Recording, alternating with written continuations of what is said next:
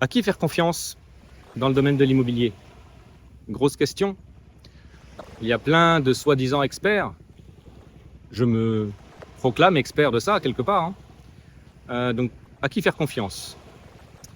Déjà, pas à votre banquier, sauf si c'est un investisseur lui-même.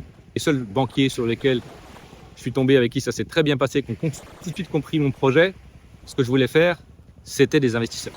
La problématique, c'est le canal de conseil. Le canal de conseil en France, ça peut être difficile d'avoir un bon. Et c'est pour ça que je trouve, à titre personnel, que les formations immobilières sont nécessaires. J'ai eu accès à beaucoup de formations immobilières. Je les trouve soit mal faites ou avec très peu de valeur. J'en connais même qui ne me parlent même pas de fiscalité. Incroyable. Soit elles sont spécialisées et donc, par définition, incomplètes. Que vous allez avoir une formation exprès pour faire de la location courte durée, Airbnb, Booking, etc. Mais vous ne saurez pas comment acheter autre chose, comment exploiter sur de la location meublée nue classique.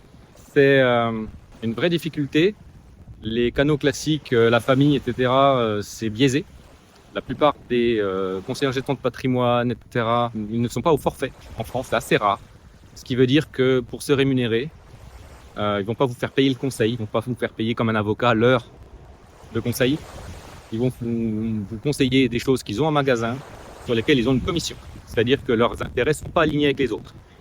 Et là, il est là le problème. C'est qu'il faut que vos intérêts soient alignés avec celui qui vous conseille. Donc celui qui vous conseille avec un forfait, comme moi avec ma formation, vous m'achetez la formation, c'est un forfait, vous la payez entière, et vous avez la formation, et j'ai aucun intérêt à vous vendre autre chose dans la formation. Vous m'avez déjà payé.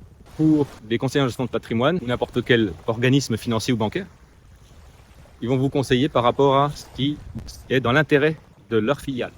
Je ne dis pas que c'est pas une généralité, mais les tendances, c'est ça. Et ils vont pouvoir vous vendre que ce qu'ils connaissent. Un banquier ne va pas vous vendre un immeuble. Il va vous vendre sa SCPI, par exemple. Il ne va pas vous vendre un immeuble. En revanche, la partie financière, là, oui, il a une commission dessus. Il a même sûrement des objectifs, le conseiller bancaire.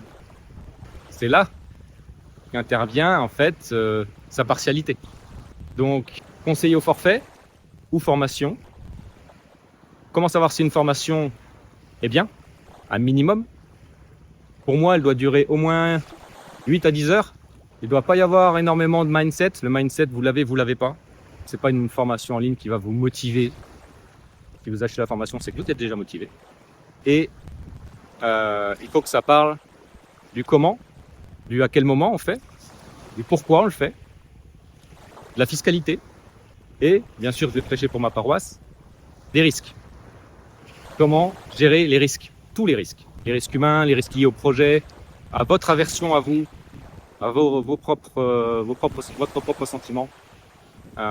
Et ça, c'est un module complet que j'ai mis dans Ultimo, qui est ma formation. Et je ne crois pas qu'il y en a beaucoup qui font ça.